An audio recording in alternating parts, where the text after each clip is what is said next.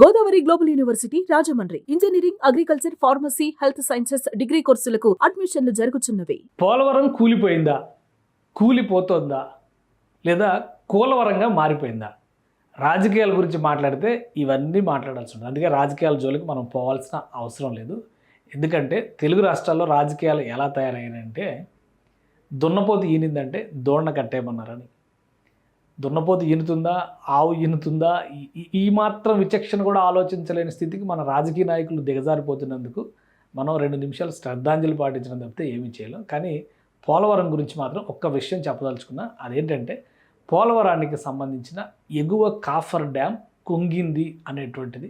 ఎగువ coffer dam కుంగడాన్ని కాళేశ్వరంతో పోలుస్తూ చెప్పినటువంటి మహానుభావులు చాలామంది ఉన్నారు. కానీ మనం దాని జోలికి పోవాల్సిన అవసరం లేదు. కేవలం పోలవరం ఎగువ కాఫర్ డ్యామ్, దానికి సంబంధించి జరిగినటువంటి డ్యామేజ్ ఏంటి, ఇది మాత్రమే మనం పరిశీలించేటువంటి ప్రయత్నం చేద్దాం.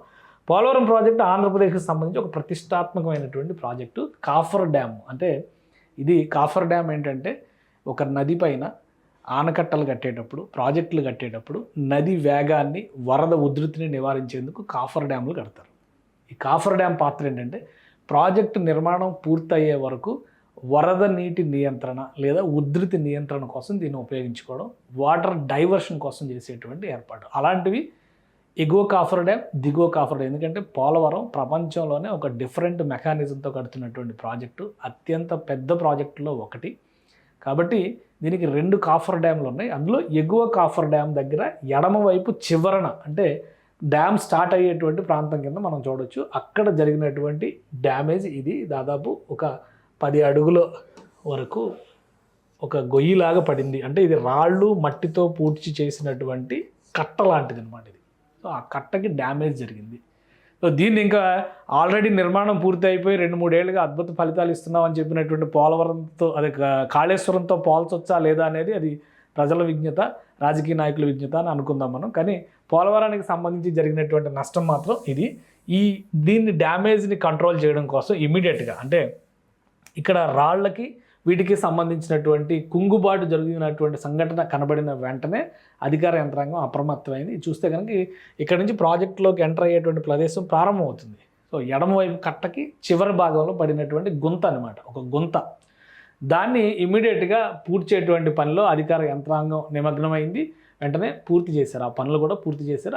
ఆ మట్టితో వాటిని నింపినటువంటి దాఖలాలు చాలా క్లియర్గా ఉన్నాయి. కానీ అసలు పోలవరం ప్రాజెక్టే కుంగిపోయింది, నాశనం అయిపోయింది, చాలా రకాల వ్యాఖ్యానాలు, ఉపవ్యాఖ్యానాలు వచ్చినాయి. కానీ ఒక విషయం ఏంటంటే, పోలవరం ప్రాజెక్ట్ కంప్లీట్ అయిన తర్వాత ఈ కాఫర్ డ్యాముల్ని తొలగించాల్సినటువంటి అవసరం ఉంటుంది. ఎందుకంటే నీటి ఉధృతికి లేదా నీటి ప్రవాహ గమనానికి అడ్డుకట్ట కట్టేటువంటి క్రమంలోనే ఈ కాఫర్ డ్యామ్లని నిర్మించి నీటి తీరువాన్ని నియంత్రించేటువంటి ప్రయత్నం జరుగుతుంది. కాబట్టి ప్రాజెక్టు వచ్చేసిన తర్వాత ఈ డ్యామ్లో ఉపయోగం ఉండదు, వీటిని ఖచ్చితంగా తొలగించాల్సినటువంటి అవసరం. అందుకనే వీటిని మట్టి రాళ్లతో కూడినటువంటి పెద్ద రివర్ బండ్స్ లాగా, అంటే మన బండ్ తరహాలో నిర్మించేటువంటి కట్టలు అన్నమాట ఇవి. అందుకే ఈ కాఫర్ డ్యామ్ల ప్రాబల్యం అంతే. కానీ టెక్నికల్గా చూస్తే మాత్రం వీటి పాత్ర చాలా ముఖ్యమైనది. ఇది గోదావరి రివర్కి సంబంధించి పోలవరం ప్రాజెక్టు కడుతున్నటువంటి సైట్ ప్లేసు. ఇక్కడ డైవర్షన్స్ ముందుగానే చేసినటువంటి డైవర్షన్ సంబంధించినటువంటి నీటి డైవర్షన్ సంబంధించి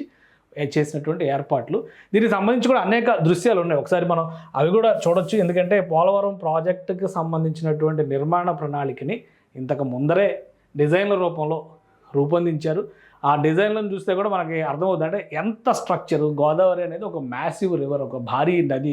మన దేశంలో, అంటే ముఖ్యంగా ఆంధ్రప్రదేశ్ తెలంగాణలో ఒక భారీ నది కింద మనం చూస్తాం. అదే పెద్ద నది, ఆ తర్వాతే కృష్ణానది కూడా వస్తుంది.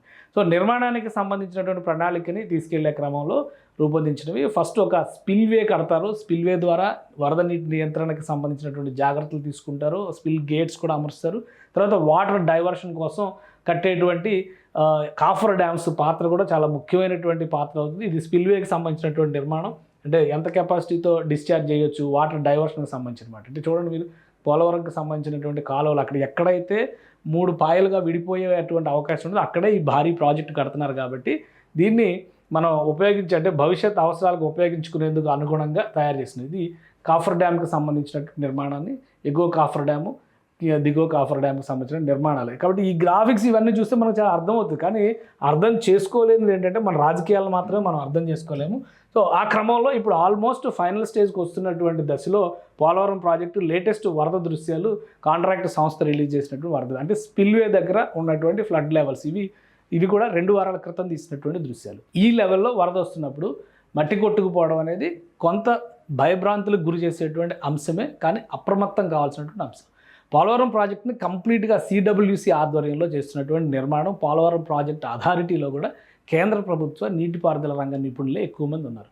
కాబట్టి ఈ ప్రాజెక్టుకి సంబంధించినటువంటి బాధ్యతలన్నీ కూడా వాళ్ళు మరింత జాగ్రత్తతో తీసుకోవాల్సినటువంటి అవసరం ఉంటుంది. కానీ ఇందులో అసలు డ్యామే కన్స్ట్రక్షన్ కాకుండా నేషనల్ డ్యామ్ సేఫ్టీ అథారిటీ ఇందులో అసలు ఇన్వాల్వే కాదు. కానీ తెలంగాణ రాజకీయ నాయకులు ఏంటంటే నేషనల్ డ్యామ్ సేఫ్టీ అథారిటీ ఏం చేస్తుంది, నిర్మాణం అయ్యి నిర్వహణలో ఉన్నటువంటి డ్యాముల భద్రతకి సంబంధించినటువంటి బాధ్యతను మాత్రమే NDSAకి ప్రభుత్వం అప్పగించింది. అది కూడా ఇటీవల చేసినటువంటి చట్టాల ప్రకారం. సో అందుకనే కాఫర్ డ్యామ్ విషయంలో కేంద్ర ప్రభుత్వానికి సంబంధించినటువంటి NDSAకి సంబంధించినటువంటి సంస్థలు కానీ ప్రతినిధులు కానీ ఎవరు రియాక్ట్ అవ్వరు. రాజకీయ నాయకులు ఎన్నైనా కానీ వాళ్ళైతే అవ్వరు. బట్ ఇక్కడ జరుగుతున్నటువంటి పరిణామం ఏంటంటే కేవలం బురద జల్లుకునేటువంటి రాజకీయం మాత్రమే నడిపించే ప్రయత్నం జరుగుతుంది. కాబట్టి తెలుగు రాష్ట్రాల్లో ఒక క్లారిటీ ఇచ్చేటువంటి ప్రయత్నం. అయితే ప్రభుత్వానికి ఇది ఒక హెచ్చరిక లాంటిది.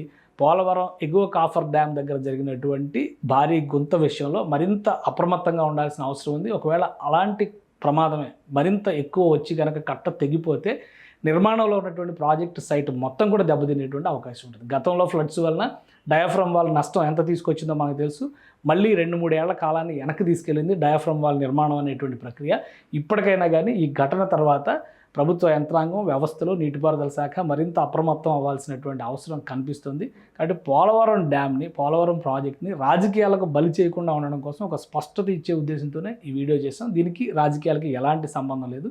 ఎగువ కాఫర్ డ్యామ్ డ్యామేజ్ నియంత్రణ అనేది శరవేగంగా పూర్తయిందని కూడా చెప్పొచ్చు.